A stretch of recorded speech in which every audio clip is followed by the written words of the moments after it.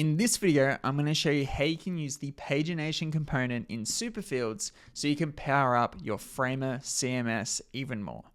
So here we have a collection inside of Framer, but as you can notice, it has a lot of items.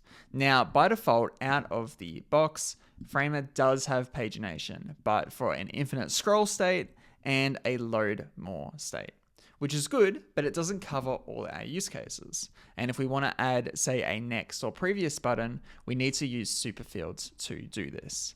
So first things first, you want to make sure you have the Superfields component installed and set up correctly where you have a collection list synced that's sitting off the canvas. Now, inside this collection list here, I'm going to go to the Superfields plugin. I'm going to add the pagination component. So I'll just paste that in here like so. And you can style this however you want within your collection. Next, we need to go to that top level of that collection, go to pagination and select load more. Now you will notice by default, we'll get this load more button from Framer. We can just remove that because we won't be using it.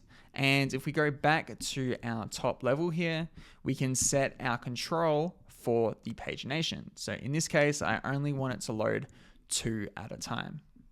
And that's all you need to do. So now if I preview my website, you'll notice I'll get the next and previous buttons and it'll only load up to 2 items at a time.